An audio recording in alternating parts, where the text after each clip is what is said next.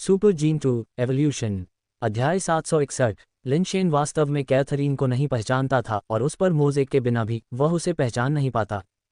पहले वह केवल इतना जानता था कि वान परिवार दीमन जनजाति की एक उच्च सम्मानित महिला के अधीन काम करता था। दूसरे शब्दों में कहें तो वान परिवार कैथरीन के अनुचरों के अधीन मात्र अनुचर था, संभवतः उससे भी कमतर। वे कैथरीन का नाम लेने की भी हिम्मत नहीं करते थे।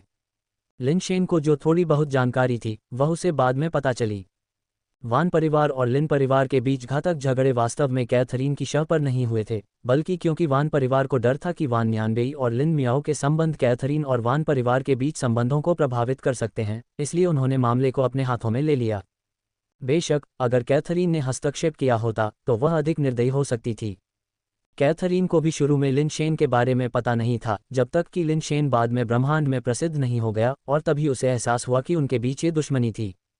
कैथरीन के लिए वान न्यानबेई केवल एक मनोरंजक खिलौना था जो किसी भी वास्तविक चिंता के योग्य नहीं था।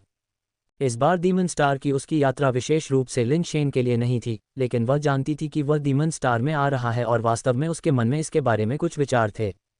फिर भी उसने ऐसी परिस्थितियों में लिनशेन से मिलने की उम्मीद नहीं की थी। अगर उसे पता होता कि मैं कैथरीन हूं जिसने उसे और उसकी बहन को लगभग मौत के घाट उतार दिया था, तो उसका हाव भाव कैसा होता। कैथरीन ने लिनशेन की ओर देखा, एक सार्थक मुस्कान प्रकट करते हुए। उसकी निगाहें एक लड़की की तरह थीं जिसे अभी अभी एक नया खिलौना मिला हो। कैथरीन ने सोचा कि चीजें और भी दिलचस्प हो सकती हैं अगर लिनशेन मुझसे बेइंतहा प्यार करने लगे और फिर उसे पता चले कि मैं कैथरीन हूं जिसने वान को चोट पहुंचाई थी। वह क्या था जिसने उसे और उसकी बहन को लगभग मार डाला था?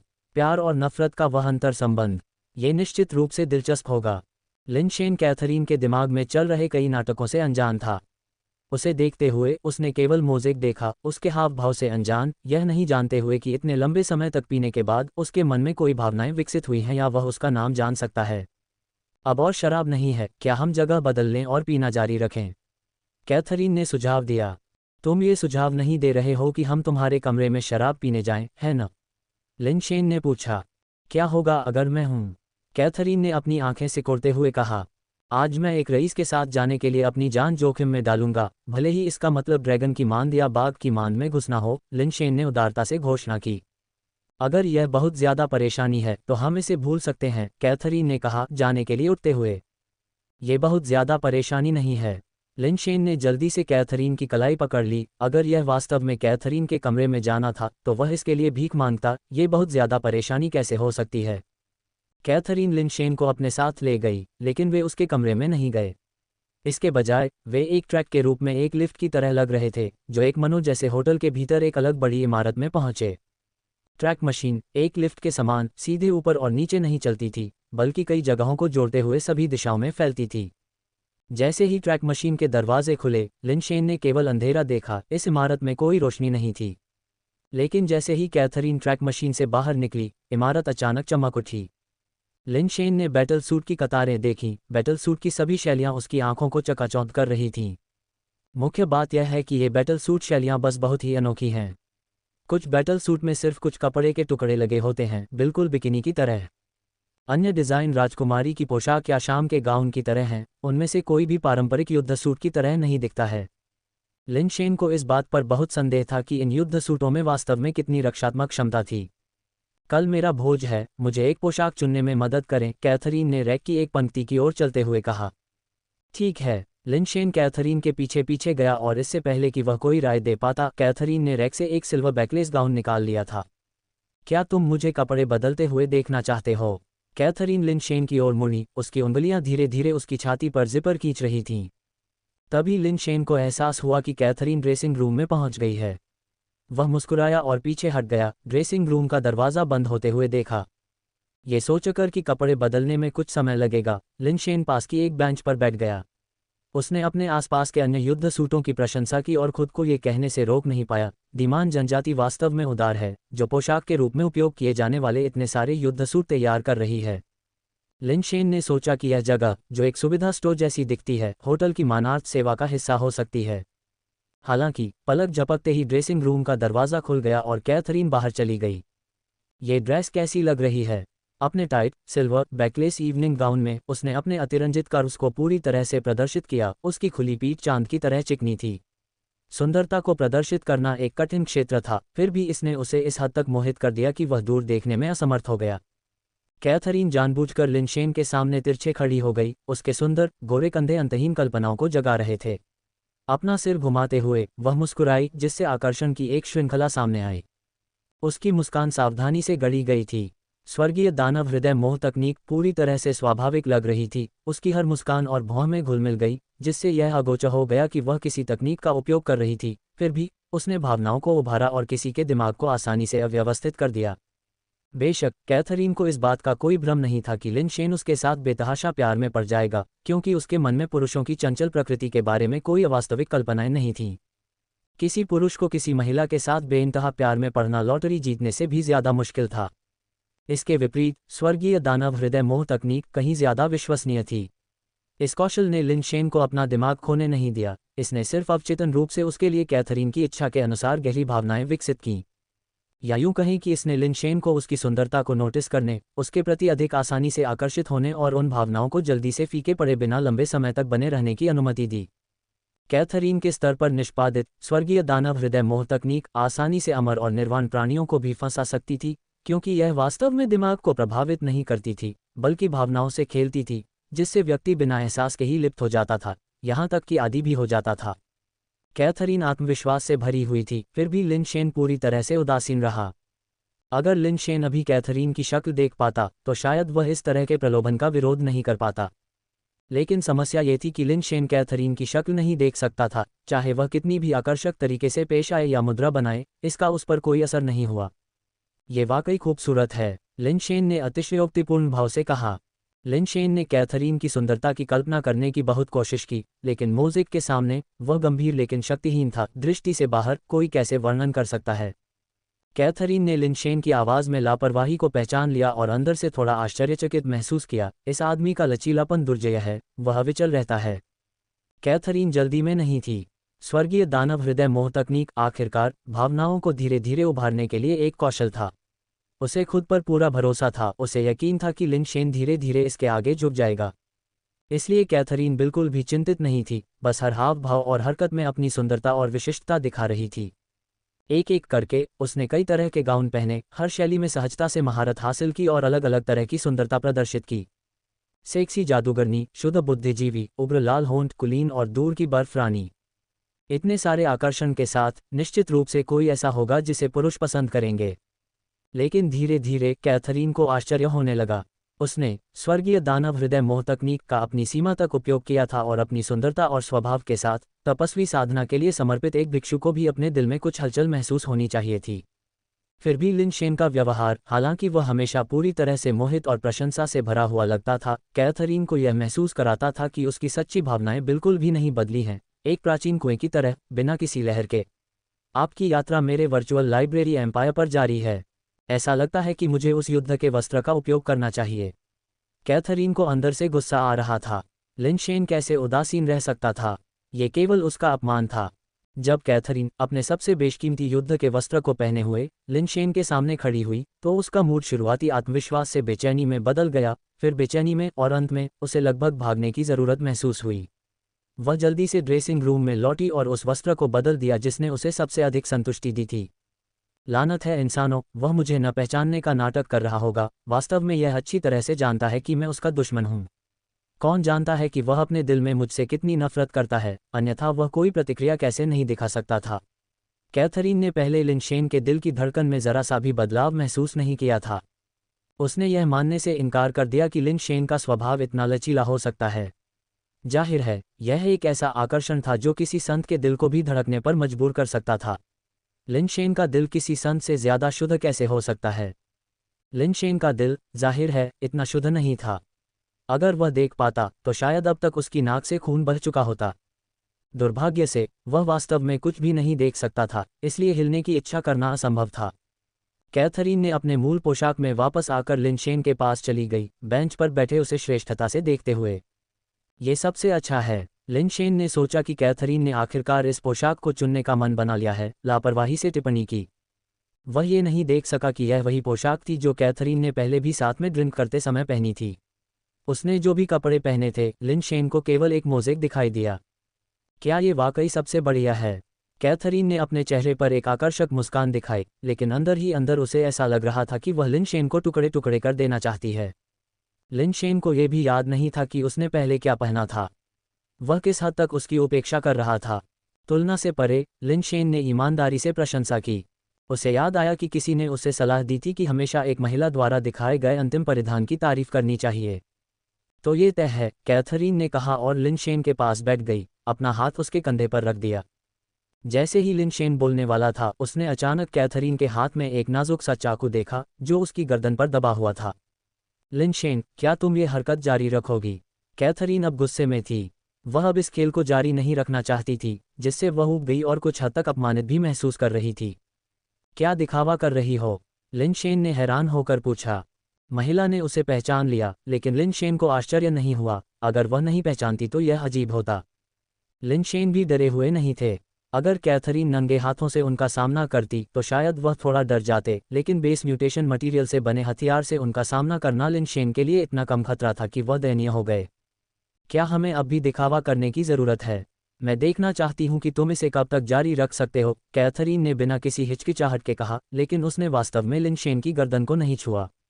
चाकू का ब्लेड अभी भी उसकी त्वचा से थोड़ी दूरी पर था, हालांकि हरकत कुछ भयावह लग रही थी।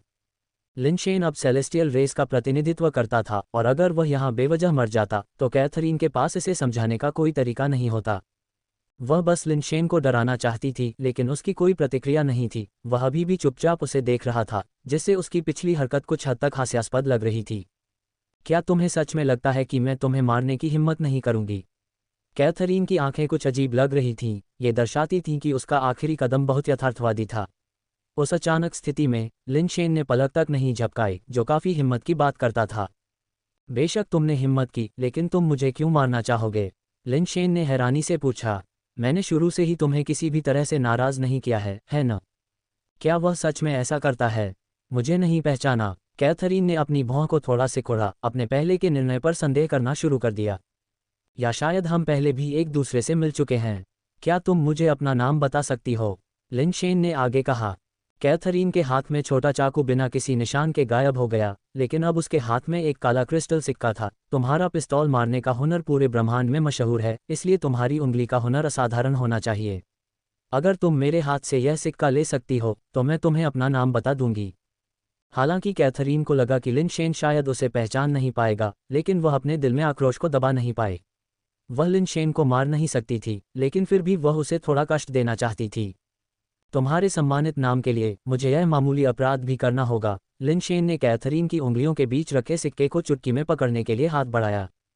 कैथरीन की उंगलियां जटिल पैटर्न में हिल रही थीं, जिससे लिनशेन में परिचित होने का भाव पैदा हो रहा था। दानव हृदय उंगली। लिनशेन को यह जानकर कुछ आश्चर्य हुआ कि यह महिला वास्तव में दानव हृदय उंगली को जानती थी। उसकी उंगलियां कैथरीन की उंगलियों के बीच सिक्के को पाने के लिए लगातार उसके खिलाफ घूम रही थीं। कैथरीन ये जानकर हैरान रह गई कि न केवल लिनशेन की फिंगर स्किल बहुत ही भयानक थी, बल्कि हर चाल उसके डेमन हॉट फिंगर को भी रोकती थी, जिससे वह इसके फायदे उठाने में असमर्थ हो जाती थी। लिनशेन को सबक सिखाने की बात तो भूल ही जाए, सिर्फ कुछ चालों के बाद कैथरीन को खड़े होकर पीछे हटना पड़ा, अन्यथा उसका सिक्का लिनशेन द्वारा छीन लिया जाता। ये फिंगर स्किल क्या है? कैथरीन ने पूछा। लिनशेन को घूरते हुए उसकी भौहें सिकुड़ गईं। लिनशेन की फिंगर स्किल ने उसे डेमन हॉट फिंगर की याद दिला दी, लेकिन यह वैसी नहीं थी और डेमन हॉट फिंगर का मुकाबला कर सकती थी, जो डेमन हॉट फिंगर की दुश्मन लगती थी।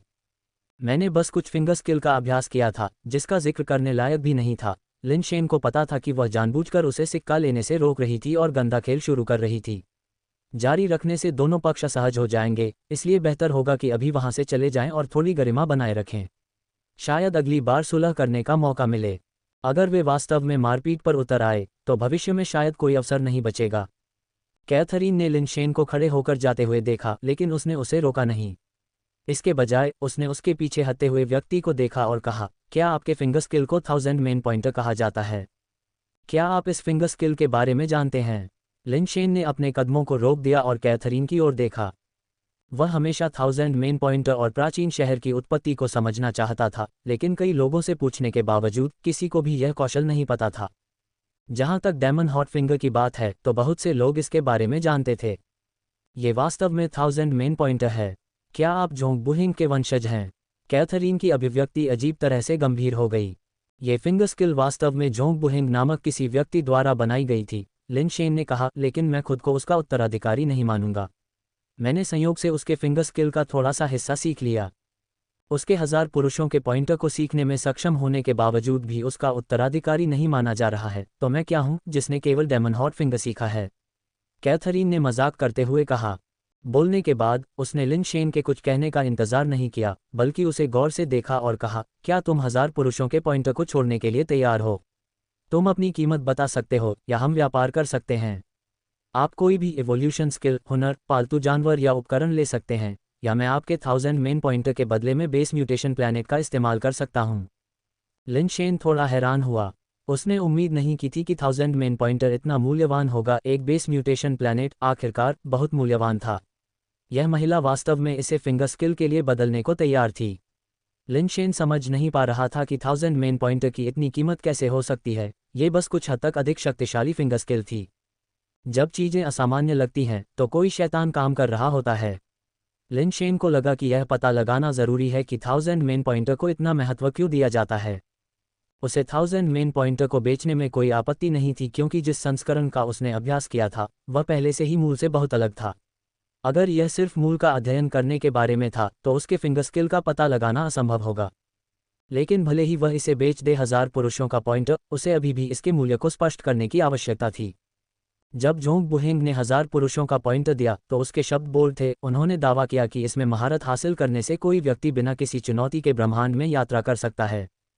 1000 पुरुषों के पॉइंटर में महारत हासिल करने के बाद लिन शेन को नहीं लगा कि फिंगर स्किल इतनी मजबूत थी। इसे केवल एक शीर्ष स्तरीय कौशल माना जा सकता है, लेकिन इतना मजबूत नहीं कि ब्रह्मांड में बिना किसी चुनौती के यात्रा की जा सके। क्या आपका जोंग बुहेंग से कोई संबंध है? लिन शेन ने कैथरीन की ओर देखा और पूछा। जोंग बुहेंग मेरे वंश का पूर्वज है, कैथरीन ने उदासीनता से कहा। ऐसा लगता है कि आप जोंग बुहेंग के बारे में ज्यादा नहीं जानते हैं। आपने महान दानव राजा का नाम तो सुना ही होगा, है न? जोंग बुहेंग महान दानव राजा है। लिन शेन के चेहरे पर कुछ अजीब भाव थे। महान दानव राजा का नाम सबसे पहले ये या ने बताया था। बाद में दानव हॉट फिंगर की वजह से उसने महान दानव राजा के बारे में जानकारी ढूंढने का भी प्रयास किया। चूंकि वह युग बहुत दूर था, इसलिए लिन शेन को केवल इतना पता चला कि महान दानव राजा ने दीमन जनजाति में अपना नाम बनाया था, लेकिन एक सिद्धांत यह सुझाव दे रहा था कि महान दानव राजा दीमन जनजाति से नहीं था। किसी भी मामले में अपने समय में महान दानव राजा वास्तव में एक ऐसा व्यक्ति था जो कभी ब्रह्मांड में अजेय था। उसका सबसे प्रसिद्ध कौशल दानव हॉट फिंगर था। लिन शेन अधिक विस्तृत जानकारी प्राप्त करने में असमर्थ था। ये देखते हुए कि इतना समय बीत चुका था, यह असाधारण था कि इतना भी बच गया था। जानकारी केवल महान दानव राजा जैसे शक्तिशाली प्राणियों के लिए बनी हुई है जो एक युग के लिए अजेय थे। उसी अवधि के बहुत कम नाम बचे हैं। वास्तव में इस पीढ़ी के लोगों के लिए महान दानव राजा का युग लगभग मिथक जैसा था। क्या ये रक्त संबंध के कारण है कि आप 1000 पुरुषों का सूचक चाहते हैं? लिन शेन ने पहले अनुमान लगाया था कि यह महिला रेड हॉटे हो सकती है, संभवतः कैथरीन, या यहाँ तक कि दोनों एक ही व्यक्ति हो सकते हैं, लेकिन महान दानव राजा के वंशज होने का उसका दावा सुनकर और अधिक संदेह पैदा हो गया। कैथरीन अभिमानी सम्राट की बेटी थी और अभिमानी सम्राट महान दानव राजा का वंशज नहीं था। अन्यथा इतने प्रतिष्ठित वंश के साथ ये संभावना नहीं है कि अभिमानी सम्राट कभी इसका उल्लेख नहीं करेगा। रक्तरेखाएं, ऐसी अलौकिक चीजें कौन परवाह करता है? कैथरीन ने खारिज करते हुए कहा। मैं 1000 मेंस पॉइंटर इसलिए चाहता हूं क्योंकि यह डेमन हॉट फिंगर का उन्नत संस्करण है। 1000 मेंस पॉइंटर के बिना डेमन हॉट फिंगर अपनी सीमा तक पहुंच गई है। अपने ही परिवार के विरासत कौशल में किसी बाहरी व्यक्ति से बेहतर प्रदर्शन करना, क्या इस पर हंसी नहीं होगी? लिन शेन को संदेह था कि कैथरीन सही कारण नहीं बता रही थी, लेकिन उसके लिए ये जानना जरूरी नहीं था। उसने पहले ही तय कर लिया था कि कैथरीन के साथ क्या आदान प्रदान करना है। 1000 पुरुषों के पॉइंटर की कीमत चाहे जो भी हो, उसे सिर्फ उस एक चीज के बदले में कुछ चाहिए था। मैं तुम्हें 1000 पुरुषों का पॉइंटर दे सकता हूं, लेकिन एक शर्त पर, लिन शेन ने कैथरीन की ओर देखते हुए कहा। बोलो, कैथरीन ने सीधे जवाब दिया। मैं तुम्हें एक रात के लिए पकड़कर सोना चाहता हूं। लिन शेन ने अपनी शर्त के बारे में कहा। अब उसे शिष्टाचार की परवाह नहीं थी। उसने इतनी शराब पी थी और उसकी खूब तारीफ की थी, फिर भी वह उसका नाम भी नहीं जानता था। उससे अग्नि बीज प्राप्त करने की तो बात ही छोड़िए। ये बहुत मुश्किल था। चूंकि ऐसा शॉर्टकट उपलब्ध था तो क्यों न इसे अपनाया जाए। चूंकि वह 1000 पुरुषों के पॉइंटर के बदले में एक ग्रह देने को तैयार थी, तो संभवतः वह एक रात के आलिंगन के बारे में कंजूसी नहीं करेगी। इसे दोहराओ, कैथरीन ने कहा। उसकी नज़र न तो ठंडी थी और न ही उदासीन। क्योंकि वह लिन शेन से एक एक शब्द बोल रही थी। बस एक रात के लिए तुम्हें पकड़कर रखना, पूरी तरह से कपड़े पहने हुए, और कुछ नहीं, लिन शेन ने स्पष्ट किया। क्या तुम्हें लगता है कि मैं तुम पर विश्वास करूंगी? कैथरीन ने लिन शेन पर विश्वास नहीं किया, ये सोचकर कि वह केवल रिवर्स साइकोलॉजी का उपयोग कर रहा था। तुम्हें मुझ पर भरोसा करने की ज़रूरत नहीं है, लेकिन क्या तुम्हें खुद पर भरोसा नहीं है? लिन शेन ने मुस्कुराते हुए कहा। लिन शेन के शब्द दिल में खंजर की तरह थे। अगर कैथरीन ने वास्तव में लिन शेन का फ़ायदा उठाया, तो इसका मतलब केवल ये होगा कि उसके पास खुद की भावनाएं थीं, अन्यथा मना क्यों नहीं किया? या शायद ये था कि कैथरीन की क्षमताएं उसकी तुलना में कम थीं, और वह उसे मना करने में असमर्थ थी। आपका अगला अध्याय माई वर्चुअल लाइब्रेरी एम्पायर पर है। जो भी मामला हो, कैथरीन जैसे प्रभावशाली व्यक्तित्व वाले व्यक्ति के लिए ऐसा परिणाम अस्वीकार्य था। बेशक कैथरीन के लिए यह एक तरह से बाहर निकलने का रास्ता था, जो कुछ हद तक अपमानजनक अनुरोध को गुस्से के कारण एक बहाने में बदल देता था। ठीक है, मैं सहमत हूँ, कैथरीन ने कहा। पहले मुझे 1000 पुरुषों का पॉइंट सिखाओ। जाहिर तौर पर 1000 पुरुषों का पॉइंट हासिल करने के लिए उत्सुक थी, क्योंकि वह तुरंत सहमत हो गई। इससे लिन शेन को और भी यकीन हो गया कि 1000 पुरुषों के पॉइंट की खुद में कोई महत्वपूर्ण भूमिका हो सकती है, और यह शायद कोई साधारण कौशल नहीं था। पहले सो जाओ, उसके बाद सिखाओ, लिन शेन ने दृढ़ता से जोर दिया। उसके जैसी महिला के साथ अगर वह पहले फिंगर स्किल सिखाता है, तो यह संभावना नहीं है कि वह उसे बाद में करीब आने देगी। कैथरीन ने जो भी कहा, लिन शेन दृढ़ रहा कि उसे पहले सोना चाहिए और बाद में सिखाना चाहिए, अन्यथा चर्चा जारी रखने का कोई मतलब नहीं था। लिन शेन के हाथ में 1000 पुरुषों का पॉइंट था। इस महिला को जल्द या बाद में उसे ढूंढना होगा। अब जल्दी में वह नहीं था। यदि आप मुझे बाद में 1000 पुरुषों का पॉइंट नहीं सिखाते हैं, या यदि आप इसे गलत तरीके से सिखाते हैं, तो मैं आपको आश्वासन देता हूं, आप निश्चित रूप से डीमन स्टार नहीं छोड़ेंगे जीवित। कैथरीन ने लिन शेन को घूरते हुए ठंडे स्वर में कहा। वह बहुत दृढ़ थी, लेकिन ये स्पष्ट था कि उसने हार मान ली थी। 1000 पुरुषों के सूचक का वास्तव में क्या कार्य है? यह एक महिला को ग्रहों का व्यापार करने के लिए इतनी सहजता से कैसे इस हद तक सहमत कर सकता है? लिन शेन की जिज्ञासा बढ़ती गई, लेकिन अभी अग्नि बीज प्राप्त करना अधिक महत्वपूर्ण था, और उसे बाकी चीजों की परवाह नहीं थी। मेरे साथ आओ, कैथरीन भावहीन चेहरे के साथ कक्षा मशीन की ओर चली गई। लिन शेन ने जल्दी से उसका अनुसरण किया, मन ही मन खुद से प्रसन्न होकर। पूर्ण स्वर्ग अवज्ञाकारी हड्डी के करीब एक और कदम। मुझे आश्चर्य है कि जब ये पूरा हो जाएगा तो इसका क्या प्रभाव होगा। वान शिनलोंग 2 घंटे से ज्यादा समय से गेट के बाहर इंतजार कर रहा था, और आखिरकार उसे बुलाने की बारी आई। इंटरस्टेलर वान परिवार का वर्तमान पारिवारिक मुखिया होने के बावजूद वह डीमन स्टार जैसी जगह पर लगभग बेहद निराश महसूस कर रहा था। बदला हमेशा आता था। हंजी स्टार के पूर्व कमांडर और हाल ही में डीमन स्टार में स्थानांतरित हुए यूई ने आखिरकार उसे बुलाया था। Lord Yui. वान शिनलोंग ने यूई के पास पहुंचते ही अभिवादन किया, जो एक डेस्क के पीछे बैठा था। वान शिनलोंग, तुम मुझे देखने के लिए डीमन स्टार तक क्यों आए? यूई हैरान था। वान शिनलोंग अब उसका अधीनस्थ नहीं था, और उसे यह बात हैरान कर रही थी कि वान शिनलोंग उससे मिलने के लिए डीमन स्टार तक आने के लिए इतनी मेहनत क्यों करेगा, यहाँ तक कि खास कनेक्शन भी क्यों ढूंढेगा। लॉर्ड यूई, हांजी स्टार पर वर्तमान कमांडर मेरे और मेरे परिवार के प्रति बहुत शत्रुता रखता है। वह हमें हर तरह से निशाना बनाता है और हमें अस्तित्व के कगार पर धकेल देता है। कृपया पुराने समय की याद में हमें जीवित रहने का कोई रास्ता दिखाएं। बोलते समय वान शिनलोंग ने यूई के सामने एक छोटा सा बॉक्स पेश किया। यूई ने आराम से बॉक्स खोला, उसमें रखी चीज़ों को देखा, और उसके चेहरे पर एक मुस्कान आ गई। हांजी स्टार पर वर्तमान कमांडर फूलिन है ना? हाँ लॉर्ड, वान शिनलोंग ने उत्तर दिया। यूई का मूड हल्का होते देख थोड़ी राहत महसूस की। फूलिन का आपके परिवार के प्रति कोई व्यक्तिगत प्रतिशोध नहीं है, और न ही वह एक चरम नस्लवादी है। ऐसा नहीं है कि उसे आपके परिवार से कोई समस्या है, बल्कि यह संभवतः उस पिछली घटना के कारण है। आपने इसे अच्छी तरह से नहीं संभाला, और फूलिन, राजकुमारी कैथरीन के परिणामों से डरते हुए, स्वाभाविक रूप से आपके परिवार के प्रति पक्षपात नहीं करेगा। यूई को इस मुद्दे के विवरण के बारे में पूरी जानकारी थी, क्योंकि यह हंजी स्टार पर डिप्टी कमांडर से लेकर उसके रैंक में निरंतर वृद्धि तक से जुड़ा था। अगर वह घटना न होती, तो वह हंजी स्टार पर सिर्फ डिप्टी कमांडर ही रहता, और उसे कभी भी डीमन स्टार में स्थानांतरित नहीं किया जाता। भगवान, जैसा कि आप जानते हैं, वह व्यक्ति अब एक महत्वपूर्ण पद पर है। हमारा वान परिवार राजकुमारी कैथरीन की लगन से सेवा करना चाहता है, लेकिन वान शिनलोंग ने कड़वे चेहरे के साथ कहा। यूई ने सिर हिलाया। ये वास्तव में आपकी गलती नहीं है। अब उस व्यक्ति की एक विशेष पहचान है, और भले ही आप उसके खिलाफ कार्रवाई करना चाहें, लेकिन कोई अवसर नहीं होगा। वह अब दिव्य जाति में फल फूल रहा है, और मैंने सुना है कि वह दिव्य सम्राट का पालतू अधिकारी बन गया है। उसी मानव जाति का होने के नाते इतने सालों के बाद भी आपने कोई प्रगति क्यों नहीं दिखाई? वान शिनलोंग को अंदर से कड़वाहट महसूस हुई। उसे कैसे पता था कि लिन शेन इतनी जल्दी महान ब्रह्मांडीय कुलों के स्वर्गीय सम्राट के पालतू अधिकारी के पद पर पहुंच जाएगा, ब्रह्मांड में इतने कम समय में। अगर उसने इस दिन का पूर्वानुमान लगाया होता तो वह कभी भी वान परिवार को लिन भाई बहनों के खिलाफ ऐसे कृत्य करने नहीं देता।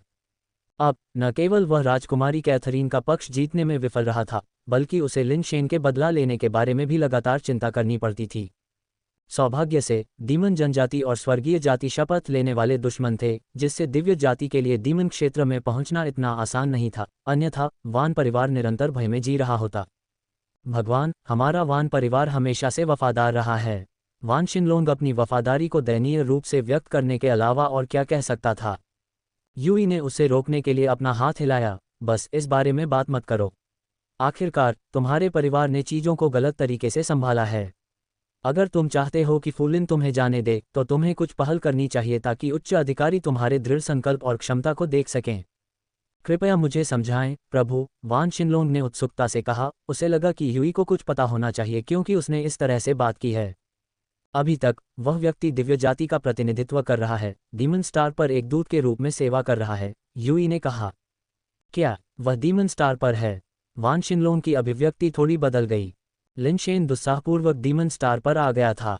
अगर भविष्य में उसकी पहुंच वास्तव में डीमन स्टार तक हो सकती है तो वान परिवार खतरे में पड़ जाएगा। आपको चिंता करने की जरूरत नहीं है।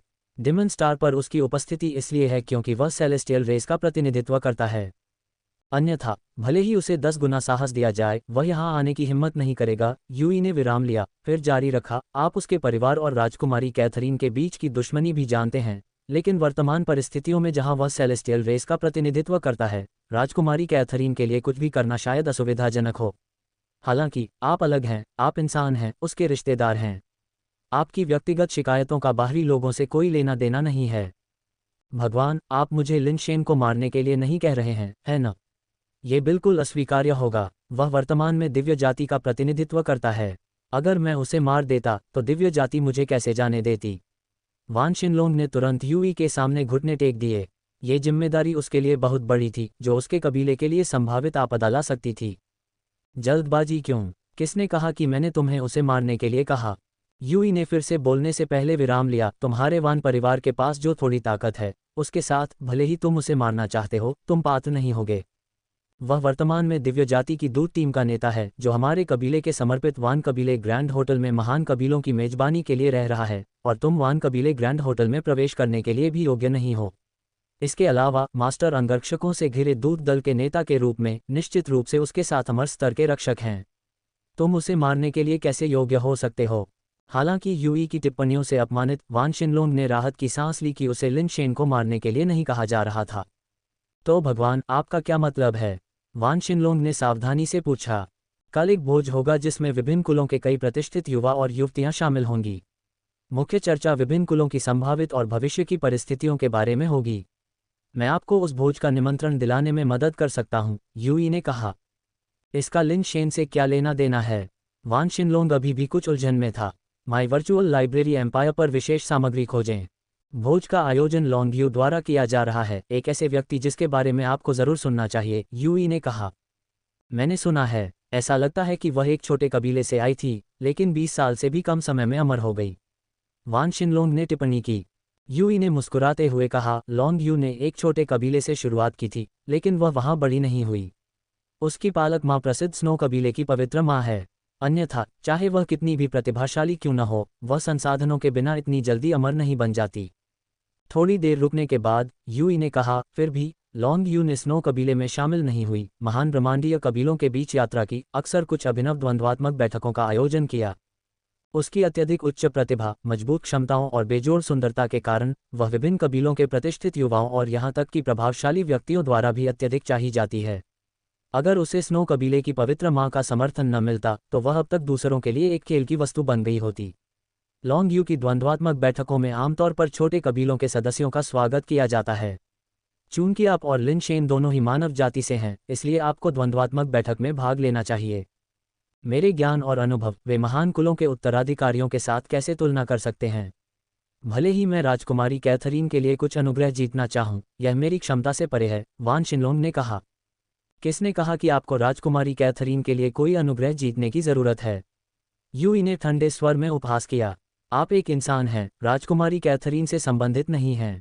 कल की द्वंद्वात्मक बैठक विभिन्न कुलों की अंतर्निहित क्षमता की समीक्षा करती है। आप केवल मानव जाति का प्रतिनिधित्व कर सकते हैं। भगवान का इरादा। वान शिनलोंग को लगा कि कुछ ठीक नहीं है।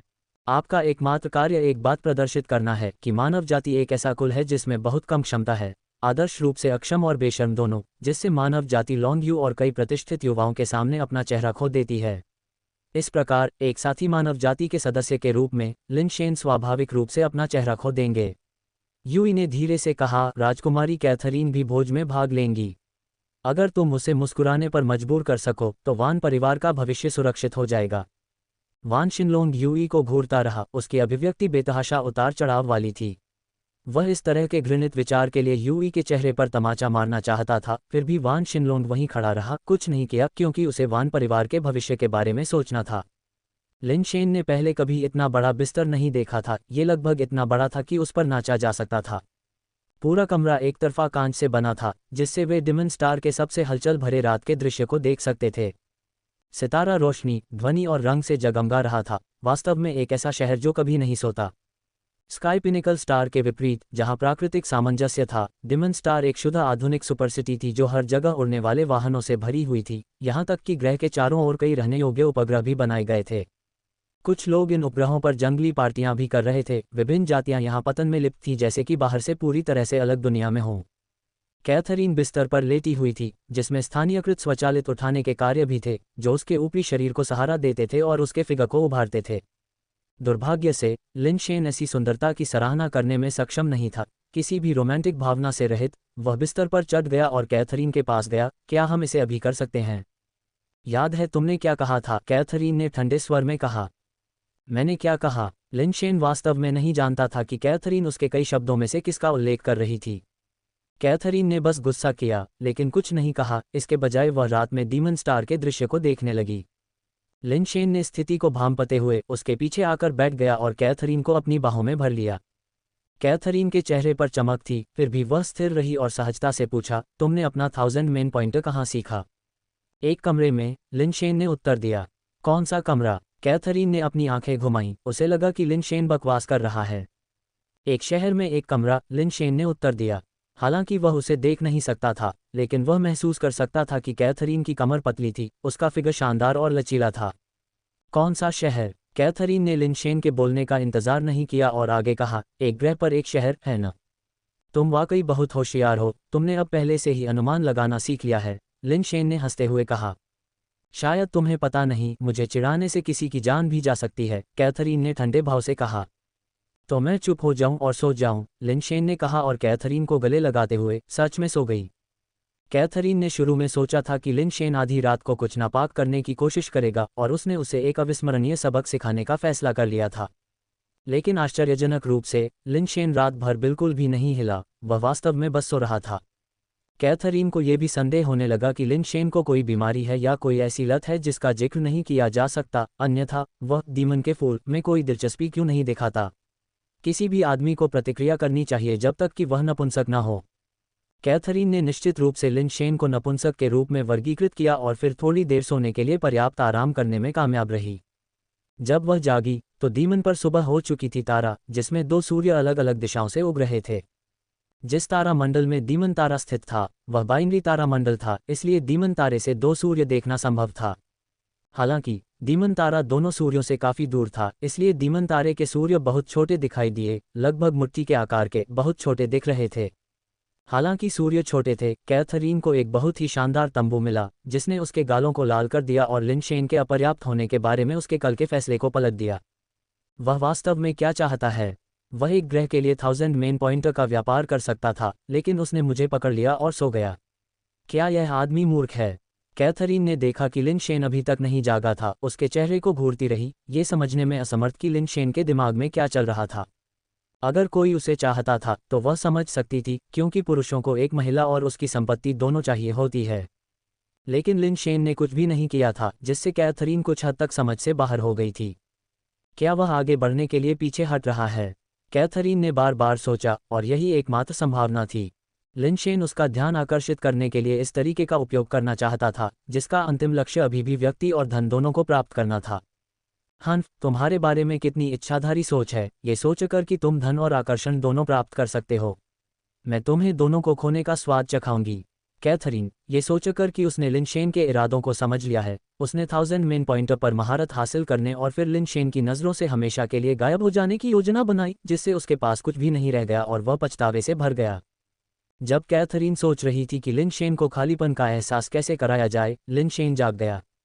लिनशेन ने अपनी आंखें खोलीं और देखा कि एक महिला उसके बगल में लेटी हुई है, अपने गाल को अपने हाथ से सहारा दे रही है। उसकी बैंगनी जैसी आंखें धुंध और स्वप्न से भरी हुई उसे घूर रही हैं। उसके पीछे सुबह की रोशनी चमक रही थी, मानो उसे पवित्र प्रकाश की एक परत से ढक रही हो। उसकी त्वचा गोरी और सुंदर, उसके बाल बादल जैसे। अगर उसके सिर पर दानव सींगों की जोड़ी न होती तो कोई संदेह कर सकता था कि वह एक परी थी। यहाँ तक कि वे दानव सींग भी उसकी सुंदरता को कम नहीं कर सके। लिनशेन ने वास्तव में आश्चर्यचकित होकर कहा, बहुत सुंदर। अभिनय से कुछ नहीं होगा, अब आपको मुझे 1000 मेन पॉइंटर सिखाना चाहिए, और आप बेहतर होगा कि तुम मुझे निराश न करो, नहीं तो मैं पहले तुम्हारे धोखेबाज होठों को सिल दूंगी। कैथरीन ने बैठते हुए कहा। उसकी पीठ के पीछे विचित्र रूप से दानव पंखों की एक जोड़ी उभरी, बड़ी होती जा रही थी, और जैसे ही पंख फड़फड़ाए, कैथरीन का शरीर ऊपर की ओर उड़ गया, हवा में आलसी ढंग से खींच गया। लेकिन जब तक वह उतरी, उसकी पीठ पर लगे दानव पंख गायब हो चुके थे। मैं अब नहाने जा रही हूँ, जब मैं वापस आऊंगी, अगर तुमने मुझे सिखाने का तरीका नहीं सोचा है तो तुम परिणाम जानते हो। ये कहते हुए कैथरीन बाथरूम की ओर चली गई।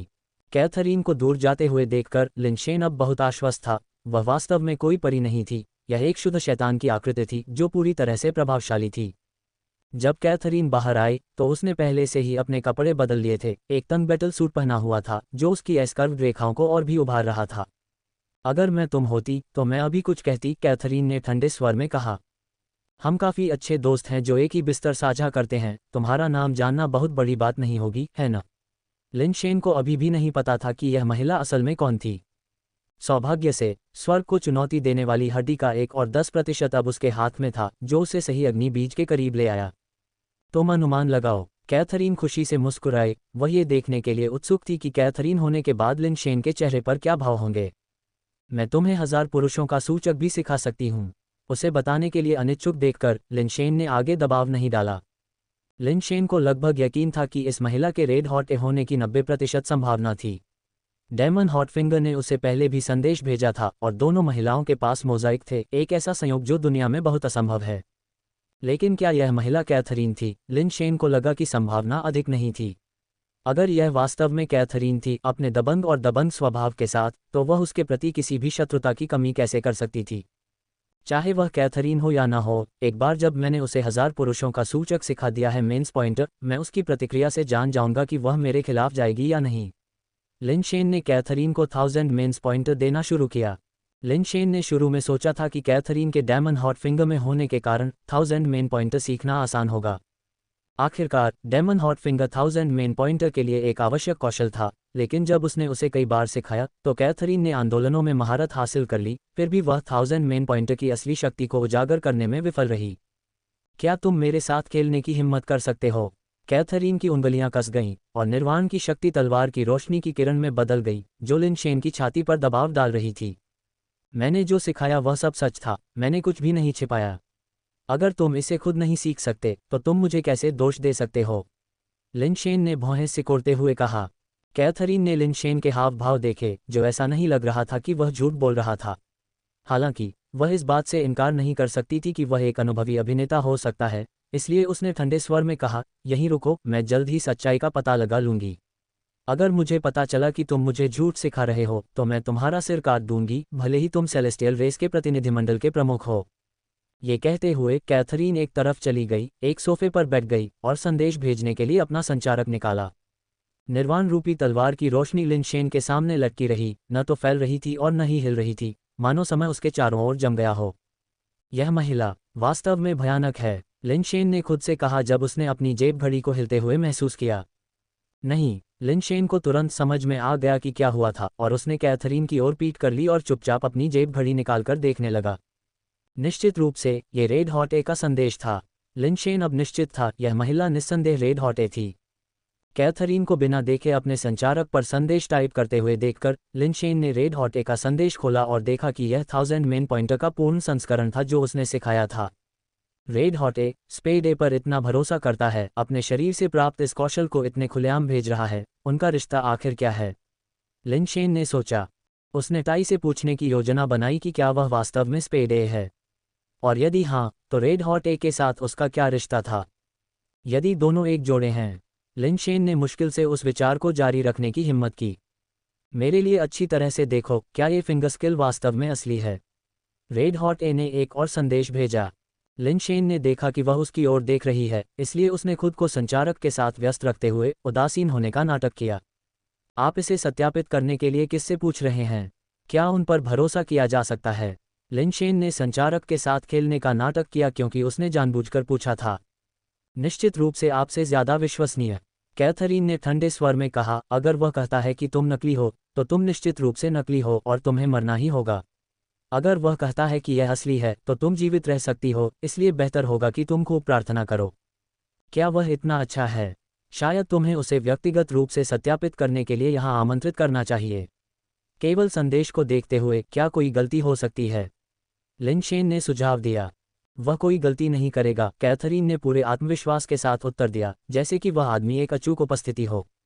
लिनशेन ने खुद से सोचा, ठीक है, अगर तुम उस पर इतना भरोसा करती हो, तो यह मामला सुलझने जैसा है। लिनशेन ने जानबूझकर कुछ समय लिया और फिर रेड हॉटे के संदेश का चुपचाप एक शब्द असली के साथ उत्तर दिया। अब लिनशेन को कुछ पछतावा हुआ। अगर उसे पता होता कि वह कौशल की प्रामाणिकता को सत्यापित करने के लिए स्पेड ए से पूछेगी, तो वह उसे सीधे एक नकली संस्करण सिखा देता। आखिरकार जालसाज और सत्यापनकर्ता दोनों होने के नाते असली या नकली क्या है, ये तय करना उसके हाथ में था। कैथरीन कुदाल ए के उत्तर को देखकर थोड़ी हैरान हुई। उसने सोचा था कि लिनशेन ने जो 1000 आदमियों का पॉइंट सिखाया था, वह निश्चित रूप से त्रुटिपूर्ण होगा। लेकिन चूंकि कुदाल ए ने इसे असली बताया था, तो कोई समस्या ही नहीं थी। कैथरीन को समझ में नहीं आया कि वह इसमें महारत क्यों नहीं हासिल कर पाए। डेमन हॉटफिंगर में उसकी नींव के साथ यह आसान होना चाहिए था। फिर भी चूंकि कौशल नकली नहीं था, इसलिए इसमें महारत हासिल करने में उसकी विफलता कौशल की कठिनाई और सफल होने के लिए समय की आवश्यकता के कारण होनी चाहिए।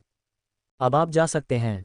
कैथरीन खड़ी हो गई और लिनशेन पर कोई ध्यान नहीं दिया, वह जगह छोड़ने के लिए तैयार थी।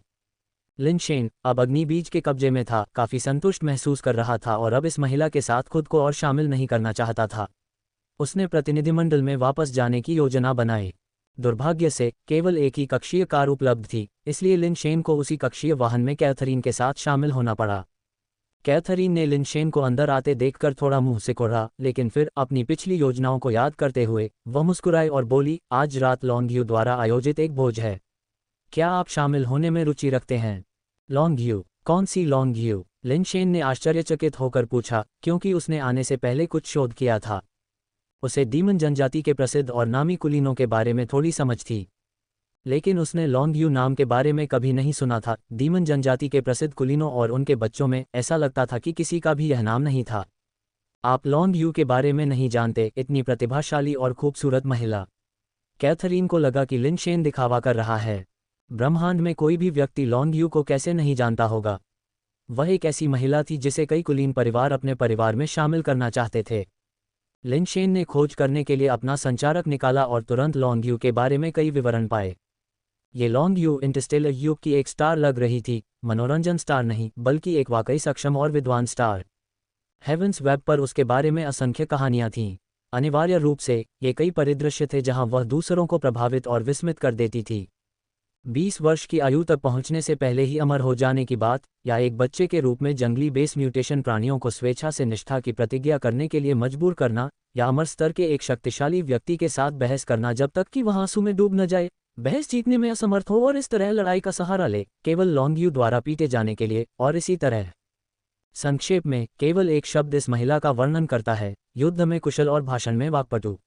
अगर डीएस बड़ी ई को हाल के वर्षों का सबसे प्रसिद्ध व्यक्ति माना जाता था, तो लॉन्गयू उनकी समकक्ष महिला थी, लेकिन उनकी पृष्ठभूमि उतनी प्रतिष्ठित नहीं थी। लेकिन इससे लॉन्गयू की प्रसिद्ध स्थिति और भी बढ़ गई और उन्हें जमीनी स्तर पर लोगों से प्रशंसा मिली। उसे देखते ही लिनशेन को पता चल गया कि ऐसे व्यक्ति की पृष्ठभूमि जरूर होगी और उसका जमीनी स्तर से होना असंभव था। उसे इस व्यक्ति में कोई दिलचस्पी नहीं थी, लेकिन जब उसने लॉन्ग यू की दूसरों द्वारा ली गई तस्वीरों को देखा और पाया कि वे भारी मोज़ाइक से ढकी हुई थीं, तो उसे तुरंत दिलचस्पी हो गई। उसने उत्सुकता से सिर हिलाया, तो कृपया मुझे वहां अपने साथ चलने का सम्मान दें। कैथरीन खोज करने के बाद लिनशेन की उत्सुकता देखकर थोड़ी असहज महसूस कर रही थी, लेकिन वह समझ गई कि वह आदमी शायद लॉन्ग यू को पहले से नहीं जानता था। यह आदमी सम्राट तियानशु का करीबी मंत्री, वह इतना अनजान कैसे हो सकता है? उस पल कैथरीन को सच में लगा कि लिनशेन उसे नहीं पहचानता। यह विचार आते ही कैथरीन की आंखों में एक चालाक चमक उभरी, मानो उसने कोई नई योजना बना ली हो। कैथरीन ने लिनशेन को भेजने से पहले उसे सिर्फ एक निमंत्रण कार्ड, एक समय और एक पता दिया था। लिनशेन को विदा करने के बाद कैथरीन अकेले ही वेईशान हवेली चली गई।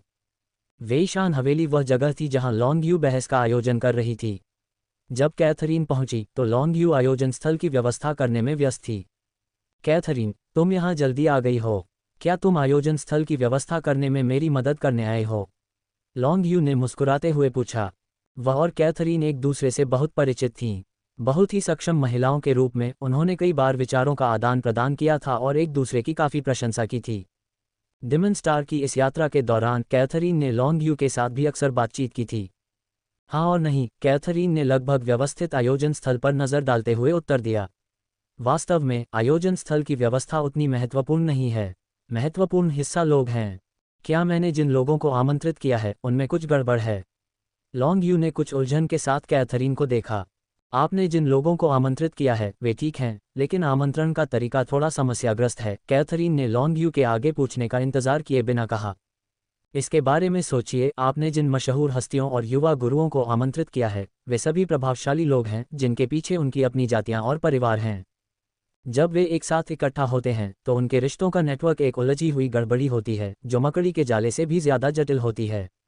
आपकी चर्चा के विषयों में भाग लेने के बजाय ये सामाजिक शिष्टाचार के एक भव्य आयोजन की तरह है। वे जो भी शब्द कहते हैं, वे जो भी दृष्टिकोण व्यक्त करते हैं, वह अन्य विचारों के साथ मिश्रित होता है और ज़रूरी नहीं कि वे उनके सच्चे विचारों का प्रतिनिधित्व करें। आप बिल्कुल सही कह रही हैं कैथरीन। मैंने बहस में शामिल होने के लिए छोटी जातियों के कुछ उल्लेखनीय व्यक्तियों की तलाश भी की है, लेकिन उनकी अंतर्दृष्टि और क्षमताएं वास्तव में कुछ हद तक असंतोषजनक हैं। लॉन्ग यू ने आह भरी। वास्तव में इसे इतना जटिल होने की आवश्यकता नहीं है। निहित स्वार्थों के प्रभाव के बिना लोगों से सच बोलना काफ़ी सरल है, कैथरीन ने एक धूर्त मुस्कान के साथ कहा। लॉन्ग यू की आंखें तुरंत चमक उठीं। क्या आपके पास कोई उपाय है? बहुत आसान है, बस कुछ युद्ध कवच के सूट जो शारीरिक विशेषताओं को छिपा सकते हैं और आवाज़ की टोन बदल सकते हैं। बहस में सभी प्रतिभागियों को युद्ध सूट और मुखौटे पहनाएं। इस तरह कोई भी उनके असली चेहरे को नहीं देख सकता या उनकी असली आवाज़ नहीं सुन सकता। फिर वे स्वाभाविक रूप से बिना किसी हिचकिचाहट के खुलकर बोलेंगे। यह एक अच्छी योजना है, लेकिन युद्ध सूट जो लोगों की शक्ल बदल सकते हैं शायद समय पर तैयार न किए जाएं। और युद्ध सूट में बदलने में कुछ समस्याएं हो सकती हैं। मुझे डर है कि बाद में इसके नतीजे हो सकते हैं। लॉन्ग यू को अभी भी कुछ चिंताएं थीं। मैं युद्ध सूट के मुद्दे को संभाल लूंगा। उन्हें बदलना और भी आसान है। बस भोज में भाग लेने वाले मेहमानों को अलग अलग ड्रेसिंग रूम में निर्देशित करें और उन्हें यादृच्छिक रूप से युद्ध सूट दें। जब बहस शुरू हो तो उन्हें आयोजन स्थल पर ले जाएं। कैथरीन ने लॉन्ग यू के साथ अपनी सोची समझी योजना साझा की। समाप्त होने के बाद स्टाफ से उन्हें वापस बदलने के लिए कहो। लॉन्ग यू के साथ अपनी सोची समझी योजना साझा की। लॉन्ग यू ने बार बार सहमति में सिर हिलाया। कैथरीन ने व्यक्त किया कि वह लॉन्ग यू की युद्ध पोशाक और जनशक्ति के साथ भी सहायता कर सकती है, जिससे उसे किसी भी चिंता से मुक्ति मिल जाएगी। अंततः लॉन्ग यू ने बहस को एक नकाबपोश घटना में बदलने का फैसला किया। कैथरीन ने सीधे लॉन्ग यू को युद्ध पोशाक और कर्मियों को सौंप दिया, जिससे लॉन्ग यू ने इसे स्वयं संभाल लिया। इससे लॉन्ग यू की आखिरी हिचकिचाहट भी दूर हो गई। कैथरीन ने लॉन्ग यू का किसी भी चीज़ के लिए उपयोग करने का इरादा नहीं किया था। वह बस नहीं चाहती थी कि लिनशेन को उसकी पहचान पता चले। जब लिनशेन निमंत्रण लेकर वेईशान हवेली में पहुंचे तो कैथरीन, जो उनका इंतजार कर रही थी, बाहर आए और व्यक्तिगत रूप से लिनशेन को ड्रेसिंग रूम में ले गई। माई वर्चुअल लाइब्रेरी एम्पायर पर और रोमांच पाएं। क्या हमें बहस की घटना के लिए कपड़े बदलने की ज़रूरत है? लिनशेन ने कैथरीन को देखते हुए हैरान होकर पूछा। कौन? क्या आप लॉन्ग यू जैसी अनोखी महिला के विचारों को समझ सकते हैं?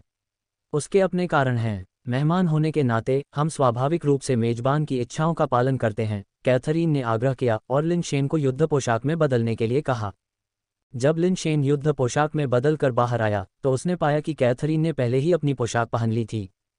कैथरीन की युद्ध पोशाक कठपुतली पोशाक जैसी थी, लिनशेन की पोशाक से बहुत मिलती जुलती, सिवाय इसके कि उसकी पोशाक में पुरुष कठपुतली थी जबकि उसकी पोशाक में महिला कठपुतली थी। क्या हम कठपुतली युगल पोशाकें पहनने जा रहे हैं? लिनशेन ने हंसते हुए कहा, ये देखते हुए कि उसकी आवाज़ भी बदल गई थी, कुछ हद तक कृत्रिम लग रही थी। ये सिर्फ एक संयोग है, कैथरीन ने कहा। उसकी आवाज़ भी बदल गई थी, लेकिन फिर भी स्पष्ट रूप से स्ट्रैंड थी। ठीक है, तो आयोजन स्थल कहाँ है? लिनशेन फायर सीड से जुड़ी शानदार सुंदरता लॉन्ग यू को देखने के लिए उत्सुक था। जल्दी क्या है, बहस शुरू होने पर कोई स्वाभाविक रूप से हमें वहां ले जाएगा, कैथरीन ने मुस्कुराते हुए कहा। मेरी जानकारी के अनुसार बहस में भाग लेने वालों में आपका एक पुराना दोस्त भी है।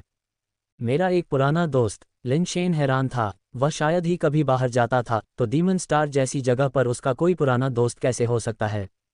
क्रिस्टिन, कैथरीन ने चिढ़ाने वाली मुस्कान के साथ कहा। ऐसे पुराने दोस्त से न मिलना ही बेहतर होगा, लिनशेन ने दुखी होकर कहा। अगर क्रिस्टिन ने उसे खोज लिया तो कौन जानता था कि वह अपनी पिछली हार का बदला लेने के लिए तुरंत हिसाब चुकता करना चाहेगी या नहीं। जब तक तुम अपना चेहरा नहीं दिखाओगी तब तक सभी नकाबपोश हैं, वह तुम्हें पहचान नहीं पाएगा, कैथरीन ने आश्वस्त किया। इसलिए हम अपने असली नाम का उपयोग नहीं कर सकते, हमें उपनाम चुनने की ज़रूरत है। तुम्हें क्या लगता है हमारे लिए क्या उपयुक्त होगा? तुम कठपुतली राजकुमारी बन जाओ और मैं कठपुतली राजकुमार बन जाऊंगा, लिनशेन ने सुझाव दिया। ये बहुत क्लिच है, कैथरीन ने उसकी ओर आंखें घुमाईं, फिर एक पल सोचने के बाद उसने कहा, तुम पिनोचियो बनो और मैं सिंड्रेला बन जाऊंगी।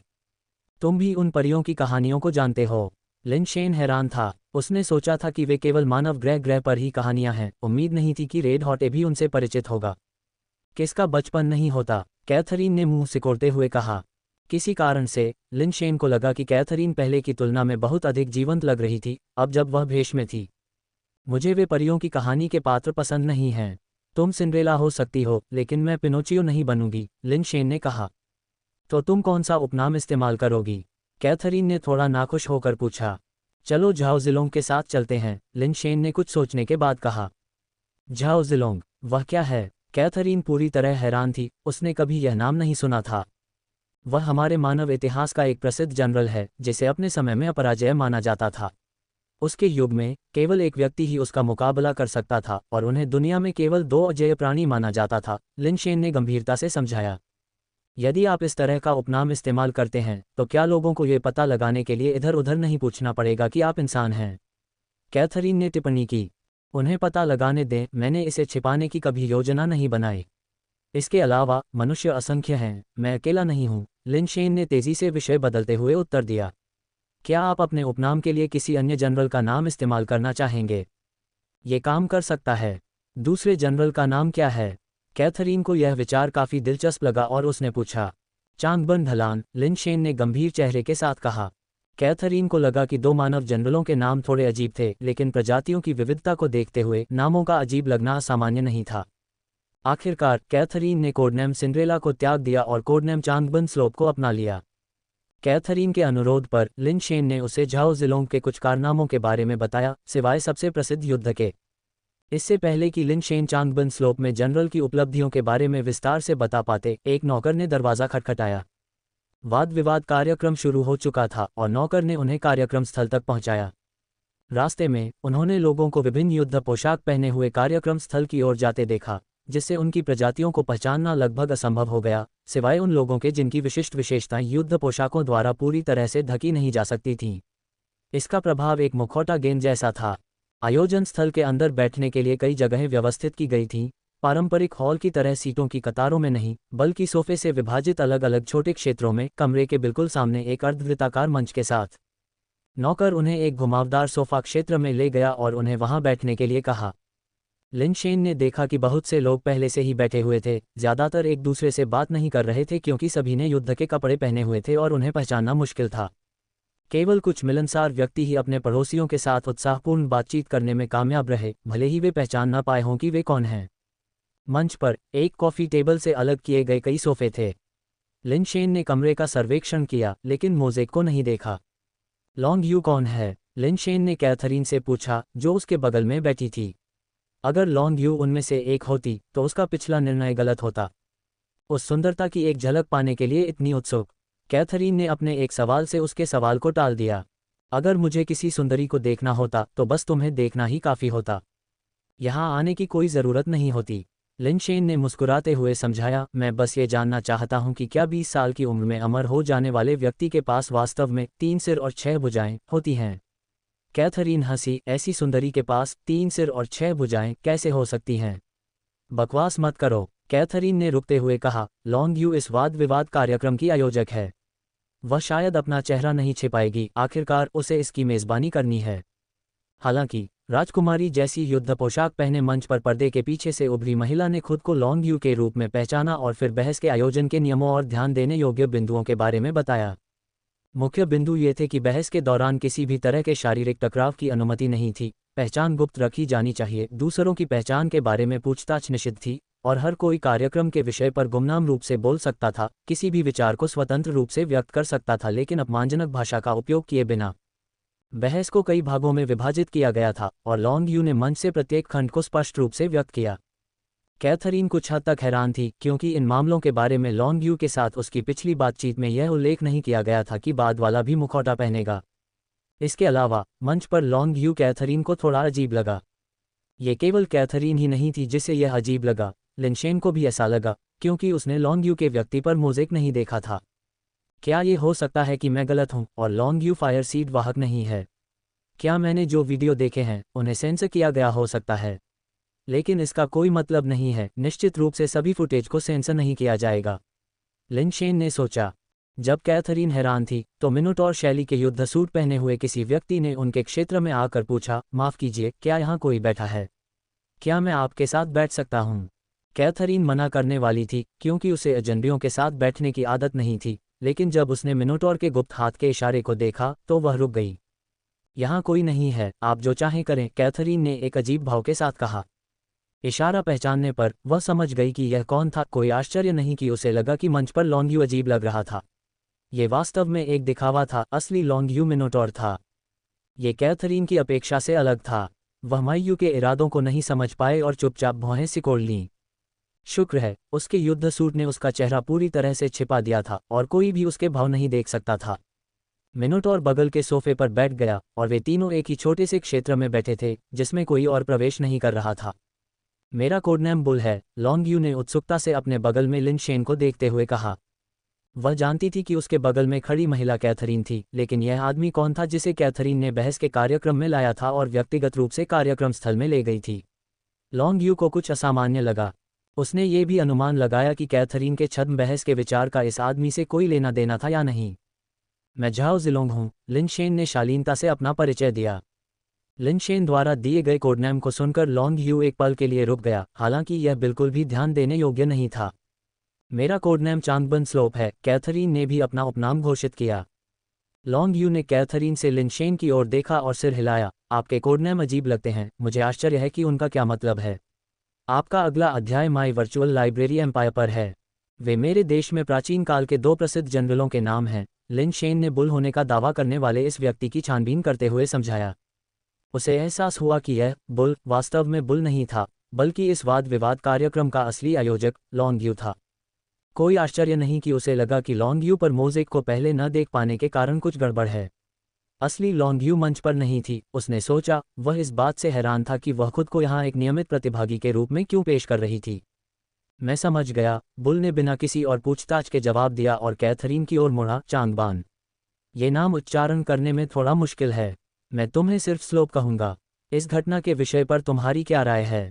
ब्रह्मांडीय जातियां एक ऐसे बिंदु तक विकसित हो गई हैं जहां सामाजिक स्तरीकरण दृढ़ता से स्थापित हो गया है। शक्तिशाली कुलों को केवल अधिक संसाधन मिलेंगे, जिससे उनका विकास तेज होगा, जिससे असाधारण प्रतिभाओं की संख्या में वृद्धि होगी। आमतौर पर कैथरीन किसी और से इस तरह के सवाल का जवाब देने की जहमत नहीं उठाती, उन्हें मूर्खतापूर्ण मानकर खारिज कर देती। हालांकि जब लॉन्ग यू ने सवाल पूछा तो कैथरीन ने फिर भी थोड़ा विस्तार से बताया, वास्तव में विषय पर ध्यान केंद्रित नहीं किया और केवल कुछ सामान्य बातें दोहराईं। भाई जिलोंग, आप क्या सोचते हैं? लॉन्ग यू ने ध्यान से सुना, फिर अपनी नज़र लिन शेन पर घुमाई। मेरा विचार उसके जैसा ही है, मजबूत और मजबूत होता जाता है, लिन शेन ने जवाब दिया, इस बात में व्यस्त कि कैसे उसके सामने मौजूद अग्नि बीज को अपने हाथों में लिया जाए। उसे उम्मीद नहीं थी कि डीमन जनजाति की यात्रा उसे एक नहीं बल्कि 2 स्वर्ग को चुनौती देने वाली हड्डियों के अग्नि बीजों से सामना कराएगी। लॉन्ग यू ने सुना और कुछ हद तक निराश महसूस किया। उसने सोचा था कि कैथरीन द्वारा इतने मूल्यवान किसी व्यक्ति में कम से कम कुछ क्षमताएं तो होंगी, लेकिन कौन जानता था कि वे इतनी खोखली और महत्वहीन साबित होंगी जो टेबल पर कुछ भी नया नहीं लाएंगी। मेरे वर्चुअल लाइब्रेरी एम्पायर के साथ जुड़े रहें। सौभाग्य से बहस पहले ही शुरू हो चुकी थी और लोग अपने भाषण देने लगे थे। एक के बाद एक कई राय सामने आईं। अधिकांश लोगों का मानना था कि मजबूत नस्लें समय के साथ और भी मजबूत होती जाएंगी और छोटी नस्लों के लिए रहने की स्थिति और खराब होती जाएगी, संसाधनों तक पहुंचने के कम अवसर होंगे। लिनशेन ने सुना और उसे यह कुछ उबाऊ लगा। उसे ब्रह्मांडीय स्थिति के बारे में ज्यादा जानकारी नहीं थी और उसमें उससे निपटने के लिए संगत क्षमताओं का अभाव था। बुल, तुम क्या सोचते हो?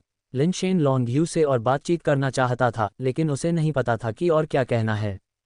एक पल सोचने के बाद लॉन्गयू ने कहा, बड़ी जातियों को अपनी स्थिति के साथ आने वाली जिम्मेदारी और अनुग्रह को वहन करना चाहिए, जिससे छोटी जातियों को विकसित होने और उनकी समग्र गुणवत्ता को बढ़ाने में मदद मिल सके। बदले में वे छोटी जातियों से प्रतिक्रिया प्राप्त कर सकते हैं और उनकी अनूठी प्रतिभाओं से सहायता प्राप्त कर सकते हैं। केवल ऐसे पारस्परिक लाभों के माध्यम से ही बड़ी और छोटी दोनों जातियां विकसित हो सकती हैं। मेरे दोस्त, यह एक गहन अंतर्दृष्टि है, लिनशेन ने प्रशंसा में कहा। हालांकि उसने ऐसा कहा, लेकिन उसे अंदर से कुछ संदेह हुआ। प्रमुख जाति की भव्यता और जिम्मेदारी की ये सभी बातें उसे बहुत आदर्शवादी लगीं।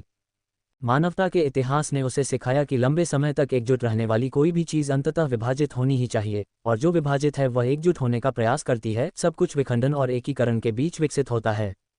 हालांकि एकीकरण की प्रक्रिया क्रूर है, लेकिन ये केवल तभी होता है जब सच्चा एकीकरण आता है कि नीचे के आम लोग अपेक्षाकृत शांतिपूर्ण जीवन का अनुभव कर सकते हैं। लिनशेन को यह भी अजीब लगा कि विभिन्न जातियों के कई वक्ताओं के बीच किसी ने भी एकीकृत ब्रह्मांड की अवधारणा का उल्लेख नहीं किया था। बुल काफी सक्रिय था। हालांकि वह लिनशेन के समूह के साथ बैठा था, लेकिन वह अक्सर दूसरों के साथ बहस में शामिल रहता था, जिससे बहुत ध्यान आकर्षित होता था। नकली लॉन्गयू, जो मंच पर कार्यवाही को नियंत्रित कर रहा था, तेजी से एक महत्वपूर्ण खंड में चला गया जहां वे चर्चा करेंगे कि ब्रह्मांड में कौन सी उभरती हुई छोटी जातियां क्षमता दिखाती हैं। जब हाल ही में उभरती हुई छोटी जातियों की बात आती है तो गुएचुन कबीला निस्संदेह सबसे अलग है, राजा थीम वाले युद्ध सूट पहने एक व्यक्ति ने कहा, जिसका कोडनेम किंग था। गुएचुन कबीला केवल 5 शताब्दियों पहले इंटरस्टेलर युग में प्रवेश किया था और उन्होंने पहले ही अमर स्तर की एक शक्तिशाली शक्ति का निर्माण किया है। लगातार प्रतिभाशाली लोगों के सामने आने के साथ वे इस जाति रैंकिंग में शीर्ष 50 मिलियन में चढ़ गए हैं, जो एक असीमित भविष्य का वादा करता है। गुएचुन कबीला युद्ध में कुशल और शारीरिक रूप से श्रेष्ठ होने के बावजूद ज्यादातर सरल दिमाग वाले मजबूत लोगों से बना है, जो केवल दूसरों द्वारा हेरफेर करने के लिए उपयुक्त हैं, महत्वपूर्ण बनने से बहुत दूर हैं। एक अन्य व्यक्ति ने एक अजीबोगरीब पोशाक में, एक असाधारण रूप से बड़े सिर और कोडनेम बिग हेड के साथ कहा, क्या एक साधारण व्यक्ति अमर पैदा कर सकता है? किंग ने ठंडे स्वर में जवाब दिया, यहाँ कौन नहीं जानता कि गुएचुन कबीले का वह अमर कैसे बना। वह शेर राजा कबीले की सेवा करके उनके द्वारा पोषित होकर ऊपर उठा। ऐसा अमर केवल एक विचारहीन प्रवर्तक है और अपनी जाति के विकास में कुछ भी योगदान नहीं देता है। इसका उसकी जाति की क्षमता से कोई संबंध नहीं है, बिग हेड ने तर्क दिया। गुएचुन कबीला शेर राजा कबीले के साथ साथ विकसित हुआ, उनकी देखभाल प्राप्त की और परस्पर लाभ उठाया, किंग ने जवाब दिया। इस बार रेस रैंकिंग में प्रवेश करना और इतना उच्च स्थान प्राप्त करना अपने आप में गुएचुन कबीले का उनके विकास में बहुत बड़ा योगदान है, जो उन असूचीबद्ध छोटी जातियों से आगे निकल गया है। आप कैसे कह सकते हैं कि उन्होंने कुछ भी योगदान नहीं दिया? बिग हेड ने व्यंग्य किया। राजा, आप शेर राजा कबीले से होंगे, है न? जबकि यह सच है कि गुएचुन कबीला विकसित हुआ है, उनके अधिकांश युवा शेर राजा कबीले द्वारा प्रवर्तक या तोप के चारे के रूप में सेवा करने के लिए खींचे जाते हैं। यदि वे दूसरों के गुलाम बन जाते हैं तो ऐसे विकास का क्या फायदा? आप इसे पारस्परिक लाभ कहते हैं, लेकिन कठोर शब्दों में कहें तो ये बचे हुए हिस्से के लिए जीवन का व्यापार है। जब दोनों बहस के कगार पर थे तो मंच पर नकली लॉन्गयू ने तुरंत नियंत्रण कर लिया, उनकी बातचीत को बाधित किया और चर्चा को फिर से शुरू किया। समय समय पर हाल ही में मान्यता प्राप्त कुछ उभरती हुई जातियों को सामने लाया गया। लिनशेन ने काफ़ी कुछ सीखा था और कई शक्तिशाली नई उभरती हुई जातियों के बारे में पता चला था। लिनशेन को सबसे ज्यादा आश्चर्य लीजिया नामक एक जाति से हुआ, जिसने इंटरस्टेलर युग में प्रवेश करने के सिर्फ 4 से 5 दशकों के भीतर एक अमर को जन्म दिया था। मानव जाति लगभग 200 वर्षों से इंटरस्टेलर युग में थी, फिर भी किसी भी मानव अमर की सूचना नहीं मिली थी। जब लिनशेन ध्यान से सुन रहे थे तो उन्होंने अचानक किसी को ये कहते हुए सुना, ब्रह्मांड में उभरती हुई छोटी जातियों में सबसे अधिक क्षमता और सबसे मजबूत क्षमता वाले लोग निश्चित रूप से मनुष्य हैं। इस कथन ने भीड़ को एक पल के लिए शांत कर दिया। वक्ता का लहजा बहुत ही निरपेक्ष था, जैसे कि उसने जो कहा वह एकमात्र सत्य था, जिससे श्रोताओं के लिए ये काफ़ी असहज हो गया। बिग हेड सबसे पहले नाराज़ हुए और मजाक करते हुए कहा, सबसे शक्तिशाली और मजबूत इंसान। फिर उन्होंने एक भी अमर क्यों नहीं बनाया? इस कथन से भीड़ में जोरदार ठहाके लगे। 200 साल से ज्यादा हो गए थे जब से इंसानों ने अंतरतारकीय युग में प्रवेश किया था, और एक भी अमर न होने की वजह से वे पहले बताई गई जातियों की तुलना में नुकसान में थे।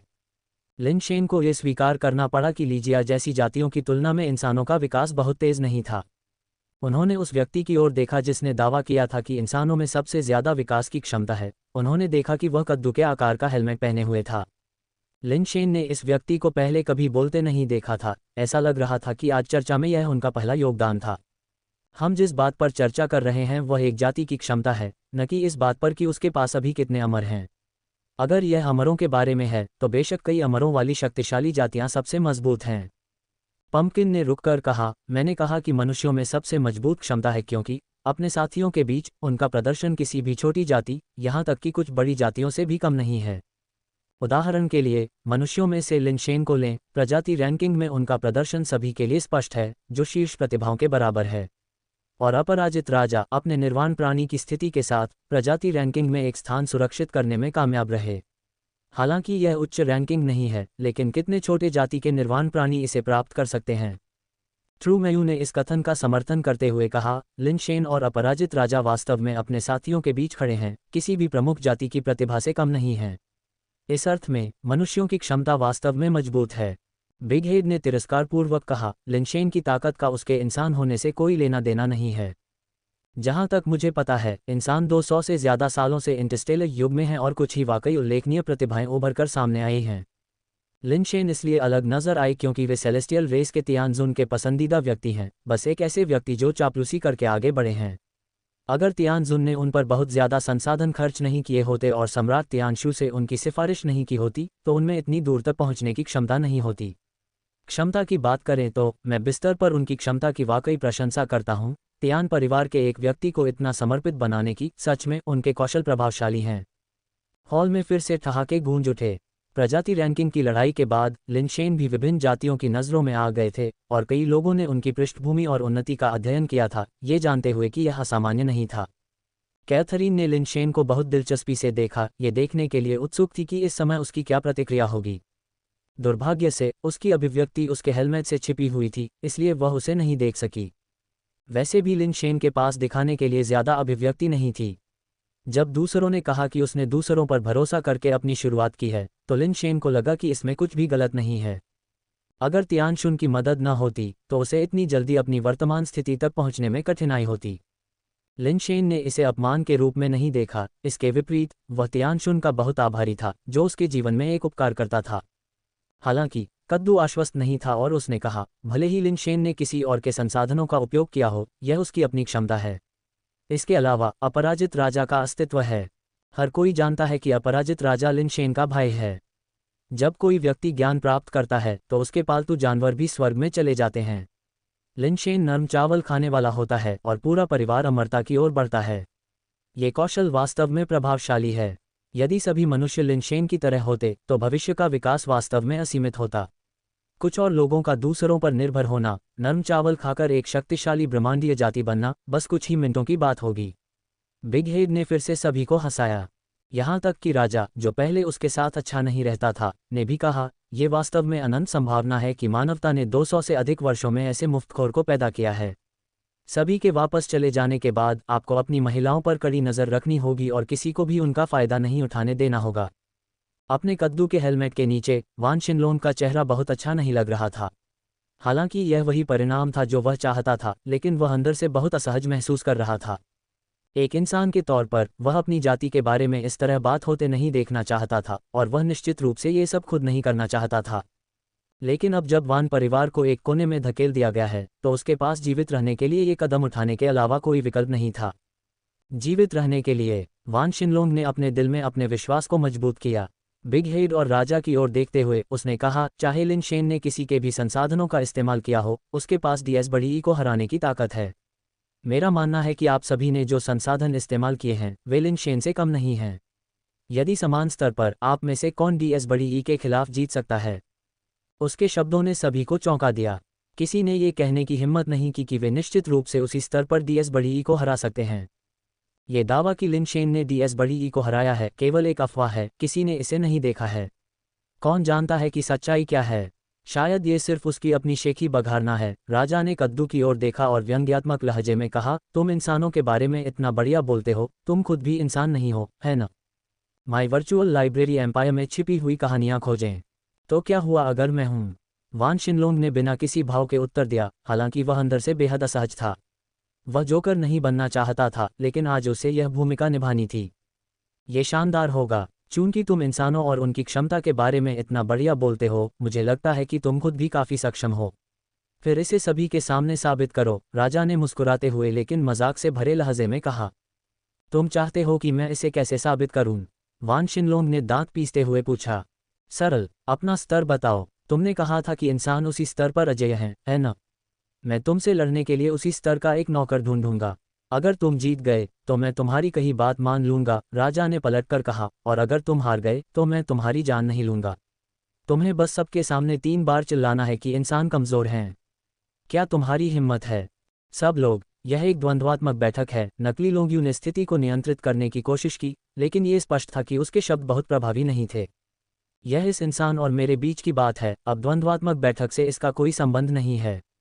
हम इसे बाहर ही सुलझा लेंगे। राजा ने खड़े होकर वान शिनलोंग की ओर देखते हुए कहा, सबसे अधिक क्षमता वाला इंसान, तुम क्या कहते हो? ठीक है, मैं तुम्हें इंसानों की क्षमता दिखाऊंगा, वान शिनलोंग भावशून्य भाव से बोला, जैसे ही वह खड़ा हुआ और राजा के साथ बैठक कक्ष से बाहर चला गया। हर कोई उत्सुक था, अब उसे द्वंद्वात्मक बैठक की परवाह नहीं थी। चूंकि हर कोई गुमनाम था, इसलिए उत्साह को देखना बहुत समस्याजनक नहीं लग रहा था, और इसके अलावा उन्हें वह इंसान बहुत परेशान करने वाला लगा और वे देखना चाहते थे कि वह वास्तव में कितना सक्षम है। वे सभी बैठक कक्ष से बाहर निकले और बाहर चौक पर आ गए। वान शिनलोंग ने अपने निर्वाण स्तर की सूचना दी और राजा का खुद मंच पर जाने का कोई इरादा नहीं था, इसलिए उसने सीधे एक नौकर को बुलाया। नौकर गुएचुन कबीले से था, जैसा कि राजा ने पहले बताया था, वास्तव में एक दुर्जय व्यक्ति, 3 मीटर से अधिक लंबा, विस्फोटक मांसपेशियों से ढका हुआ, मजबूत लेकिन भारी नहीं, और किसी भी तरह से वह अनाड़ी नहीं लग रहा था। इसके विपरीत उसने एक जानवर जैसी भावना दी, जैसे कि वह किसी भी क्षण अकल्पनीय गति और ताकत में फट सकता है। कूलोन, मैं उसे जीवित चाहता हूँ, राजा ने गुएचुन आदमी से प्रसन्नतापूर्वक कहा। उस इंसान को शायद बहुत बड़ा नुकसान होने वाला है, कैथरीन ने लिन शेन से कहा। राजा को शेर राजा कबीले का राजकुमार चार्ल्स होना चाहिए। उनके गुएचुन कबीले के नौकर कूलोन, हालांकि केवल एक नौकर हैं, निर्वाण स्तर पर कुछ हद तक प्रसिद्ध हैं, सीधे युद्ध में बहुत कुशल हैं। मैंने सुना है कि वह 11 बार निर्वाण से गुजर चुके हैं। लिन शेन ने भौहें सिकोड़ी और कुछ नहीं बोला। उसे उस कद्दू में कुछ अजीब लगा। भले ही उसके शब्द इंसानों और लिन शेन को ऊपर उठा रहे थे, लेकिन उसमें हल्की प्रशंसा के साथ निंदा का संकेत था। हालांकि अब यह व्यक्ति खुद अखाड़े में उतर रहा था और हारने से उसे कोई लाभ नहीं मिलने वाला था, जिसने लिन शेन को हैरान कर दिया। क्या यह एक विदेशी जाति हो सकती है जो इंसान के रूप में प्रस्तुत होकर जानबूझकर इंसानों और मुझे बदनाम कर रही है? लिन शेन ने हस्तक्षेप करने का कोई इरादा नहीं रखते हुए चुपचाप सोचा। हालांकि कद्दू ने आगे जो किया उसने लिन शेन को हैरान कर दिया। युद्ध के मैदान में प्रवेश करने के बाद कद्दू ने अपना हेलमेट वापस खींच लिया, जिससे उसका असली चेहरा दिखाई दिया, जो वास्तव में इंसान था। लिन शेन कुछ हद तक हैरान था, उसने उम्मीद नहीं की थी कि यह एक इंसानी हमवतन होगा। कैथरीन ने लिन शेन को मुस्कुराते हुए देखा, उत्सुकता से कि लिन शेन वर्तमान स्थिति पर कैसे प्रतिक्रिया देगा। पूरी लड़ाई आश्चर्यजनक रूप से संक्षिप्त थी। गुएचुन योद्धा ने सीधे हमला किया और वान शिनलोंग कमजोरी दिखाने वालों में से नहीं था, उसने उसका सामना किया। लेकिन एक ही झटके में निर्वाण बल की भयानक टक्कर से वान शिनलोंग उड़ गया, उसका शरीर अखाड़े की सुरक्षात्मक दीवारों से टकराया और वह जमीन पर गिर गया, कुछ बार संघर्ष करते हुए बिना उठ पाए। सभी के लिए ये काफी उबाऊ था। उन्होंने वान शिनलोंग को ऐसे देखा जैसे वह कोई विदूषक हो जो आकाश और पृथ्वी की विशालता को नहीं समझता। विजयी राजा भी थोड़ा उदासीन था, उसे उम्मीद नहीं थी कि मनुष्य इतनी आसानी से पराजित हो जाएगा। लॉन्ग यू ने भी थोड़ा भौहें सिकुड़ी, तब तक मानवता के बारे में उसकी धारणा अच्छी थी। उसने उम्मीद नहीं की थी कि मनुष्यों के बीच ऐसे लोग होंगे। लिन शेन ने भौहें सिकुड़ी जब उसने देखा कि वान शिनलोंग धीरे धीरे दीवार के सहारे खड़ा हो गया। इस व्यक्ति को न पहचानते हुए वह सुरक्षात्मक दीवार की ओर चलने से पहले एक पल के लिए झिझका। क्या वह कोई कदम उठाने जा रहा है? कैथरीन ने अपनी आंखें सिकोड़ लीं, ये सोचकर कि लिन शेन मानवता और खुद के सम्मान के लिए व्यक्तिगत रूप से लड़ने के लिए तैयार है। राजा और अन्य लोग भी लिन शेन को देख रहे थे, इस समय उसके इरादों के बारे में हैरान थे। क्या वह भी इंसान हो सकता है? अधिकांश लोगों ने यही सोचा और उत्सुकता से इंतजार किया कि स्थिति कैसे सामने आती है।